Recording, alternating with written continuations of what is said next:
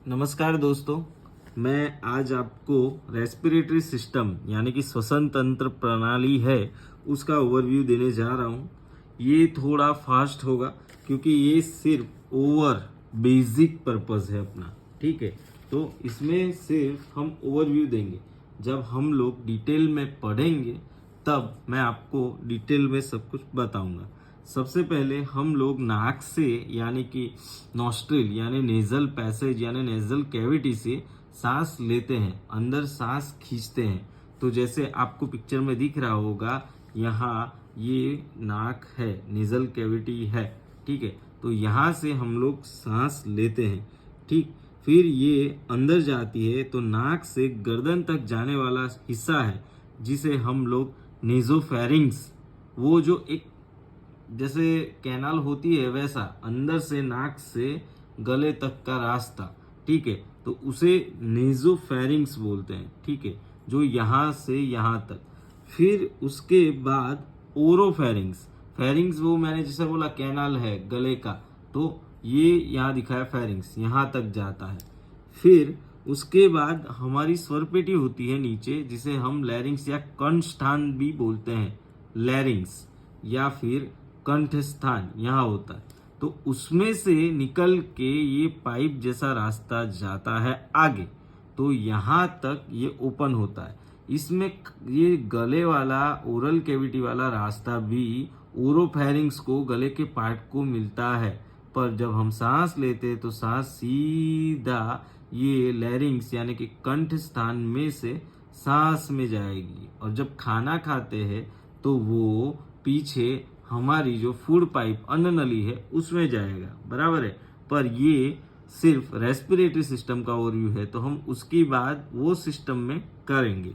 तो अभी के लिए पहले नेजल कैविटी हो गया, नाक जो पिक्चर में दिख रहा है, नॉस्ट्रिल। उसके बाद जो एक पैसेज है वो नेजोफेरिंग्स, उसके बाद फेरिंग्स, ओरोफेरिंग्स यानी यहाँ गले का पार्ट जो जाता है नीचे तक, यानी मुंह से जो कनेक्टेड है वो फेरिंग्स, ओरोफेरिंग नीचे जाता है तो फिर लैरिंगोफेरिंग्स थोड़ा, और उसके बाद लैरिंग्स यानी कि स्वर पेटी कंठ स्थान, उसके अंदर से एक सीधा पाइप नीचे जाता है तो उसे हम लोग ट्रिकिया कहते हैं। ट्रिकिया जिसे सांस लेने के लिए का एक पाइप बना हुआ है पूरा अंदर, वो ट्रिकिया श्वास नली जिसे बोलते हैं हम लोग, ठीक है। तो ये है, दिख रहा है ट्रिकिया। फिर वो यहाँ नीचे से दो पार्ट में डिवाइड होगा तो उसे कहते हैं हम लोग करैना, है ना। यहाँ से दोनों तरफ डिवाइड होके राइट और लेफ्ट लंग्स यानी कि फेफड़ों में ये ऑक्सीजन जाता है, ठीक है। ऑक्सीजन के साथ कुछ डस्ट वगैरह कुछ होता है तो वो यहाँ नेजल कैविटी में, है ना, सबको ऐसा कभी ना कभी फील हुआ होगा कि डस्ट जा रहा है, तो वहाँ अंदर ये थोड़ा बहुत जो कचरा होता है वो वहीं सेंसेशन हो जाता है, हम छींक देते हैं या फिर यहीं फंस जाता है।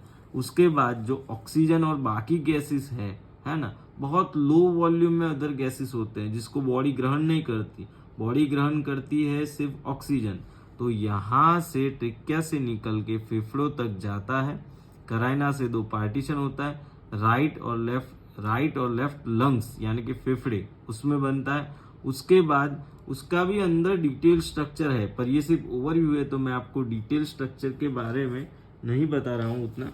पर ये इस तरह का होता है कि सबसे पहले जो हम लोग सांस लेते हैं वो कहाँ जाता है, नाक से अंदर नेजोफेरिंग्स के अंदर, नेजोफेरिंग्स के अंदर ओरोफेरिंग्स के अंदर, फिर लैरिंगोफेरिंग्स के अंदर, उसके बाद नीचे जाता है तो फेरिंग्स खत्म, फिर लैरिंग्स यानी कि स्वर पेटी, और उसके बाद ट्रेकिया यानी कि जो पाइप है सांस लेने का उसके श्वास नली जिसे बोलते हैं उसमें जाता है। उसके बाद नीचे से दो पार्टीशन होते हैं जो दिख रहा है करैना, यहाँ करैना, फिर उसके बाद दोनों फेफड़ों में चला जाता है, और वहाँ सबसे पहले ब्रोंकाई होता है, उसके बाद ब्रोंक्यूल होता है, और उसके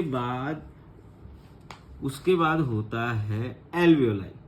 इसके लिए मैं आपको ये एक और इमेज दिखा रहा हूँ, ठीक है, क्योंकि वो इमेज में उतना डिटेल में नहीं है। तो जैसे कराइना से यहाँ पार्टीशन हुआ, ठीक है, तो आपको देखना है कि भाई एल्वियोलाई कहाँ, तो वो सबसे ये जो सबसे एंड पार्ट है उसे हम एल्वियोलाई कहते हैं। यहाँ ब्रोंक्यूल्स भी दिखाया है, ठीक है, ये ब्रोंक्यूल्स है, ठीक है, और आगे यहाँ से नीचे गए तो ब्रोंकस, तो यहाँ ब्रोंकाई, यहाँ से जो निकला ये दोनों ब्रोंकस दिखा रहे हैं, ये ब्रोंक्यूल्स दिखा रहे हैं, और ये नीचे एल्वियोलाई। ये सब नाम है इसके, इसको आपको याद रखना होगा, ठीक है। इसका आपको हिंदी या गुजराती नहीं पता चलेगा। ये ऐसा जो पाइप वाला स्ट्रक्चर है ट्रिकिया श्वास नली, उसके बाद श्वास नली का छोटा छोटा पार्टीशन होगा, यहाँ ब्रोंकस में कन्वर्ट हुआ, उसके बाद यहाँ ब्रोंक्यूल्स में कन्वर्ट हुआ, यहाँ जो ये जो पाइप दिख रहा है ना, और उसके बाद सबसे जो छोटा वाला पार्ट है जिसे एल्वियोलाई कहते हैं, एल्वियोलाई, है ना।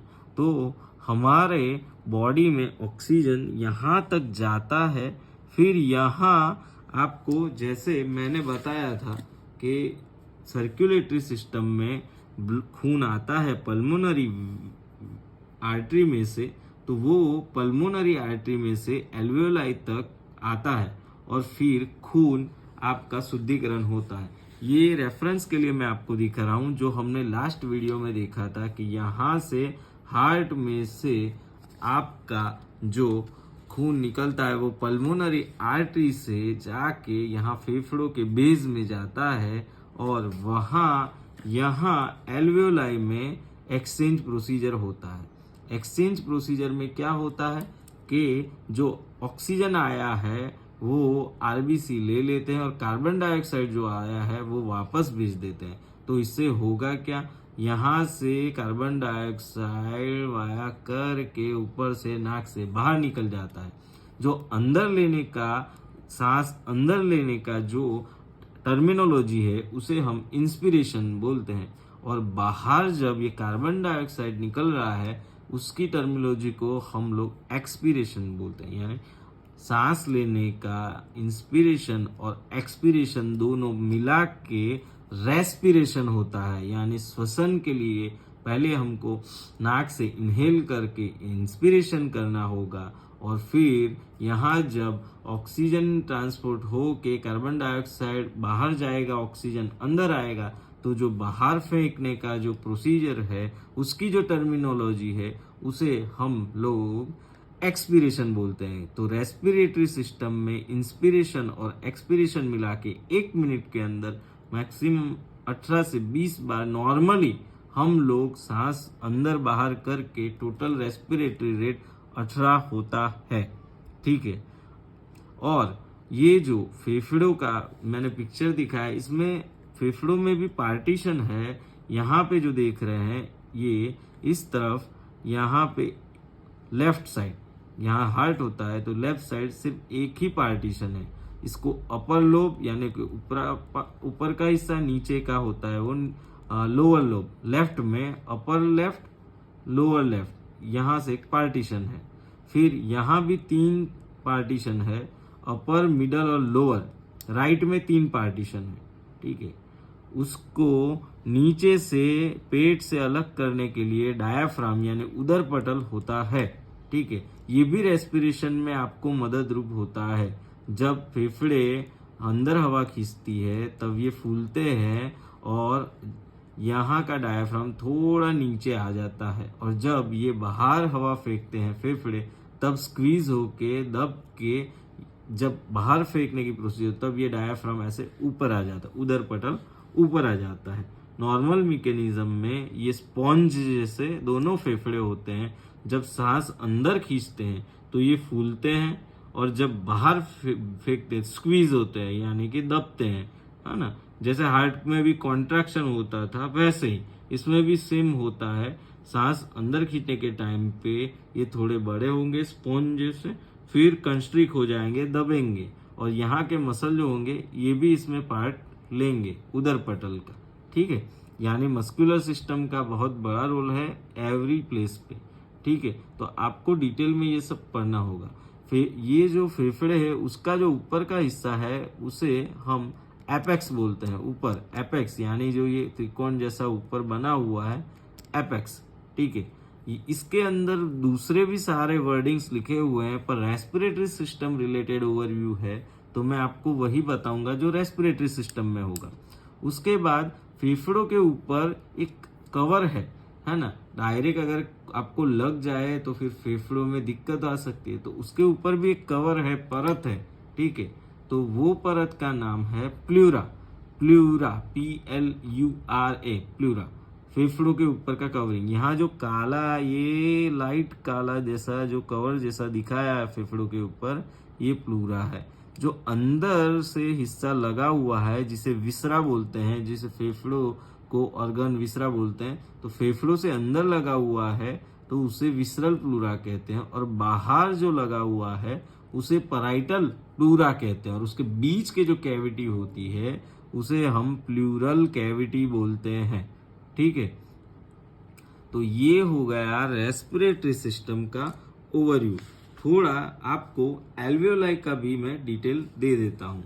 एल्वियोलाई के अंदर कैपिलरी नेटवर्क यानी कि खून की पतली नसें जो छोटी वाली हैं वो सब होती हैं, जहाँ पे गैस एक्सचेंज वगैरह होता है ना।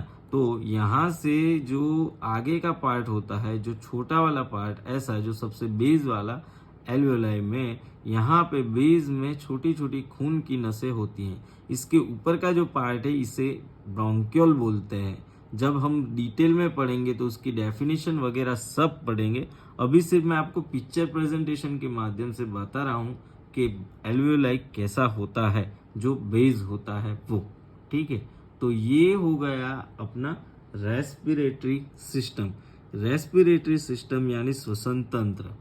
ऐसे ही मैं आपको दूसरे सारे सिस्टम के ओवरव्यू के वीडियो दूंगा, और उसके बाद हम लोग एनाटॉमी, फिजियोलॉजी, पैथोलॉजी, उसके बाद हम लोग मेडिसिन, सर्जरी, सारे टॉपिक 1 बाय 1 पढ़ेंगे। पर हम टॉप टू बॉटम यानी बेस से पढ़ेंगे तभी हमें पता चलेगा। और आप ये वीडियो को शेयर कीजिए, खुद भी देखिए, बुक्स पढ़िए, इसको दिमाग में रखिए और रटते रहिए, क्योंकि अगर नेक्स्ट वीडियो के लिए मुझे आपको कुछ कहना है तो इंटरकनेक्टेड होता है, तो एवरी टाइम मैं आपको नई पिक्चर ऐसे दिखा के प्रेजेंटेशन दे सकता हूँ। पर उसके अंदर आपको पुरानी वीडियो का नॉलेज नहीं होगा तो आपको पता नहीं चलेगा। मेरी ये चैनल को आप सब्सक्राइब कीजिए, लाइक कीजिए, मेडिकल स्टूडेंट्स में फॉरवर्ड कीजिए। मैं ऐसे ही आपको वीडियो देता रहूँगा। थोड़ा सा ये अभी समय की कटौकटी की वजह से वीडियो रेगुलर नहीं आ रहे हैं, पर ये चैनल आपको मेडिकल वीडियोस के लिए चलता रहेगा। तो please subscribe my channel doctor Chirag. जय हिंद, जय भारत। और अगर कोई गलत चीज़ आ गई है, कोई कुछ भी जानना चाहता है, कमेंट सेक्शन में कमेंट कीजिए और मुझे बताइए कि आपको कुछ गलत तो नहीं लग रहा है इसमें, ठीक है। Thank you so much. जय हिंद, जय भारत।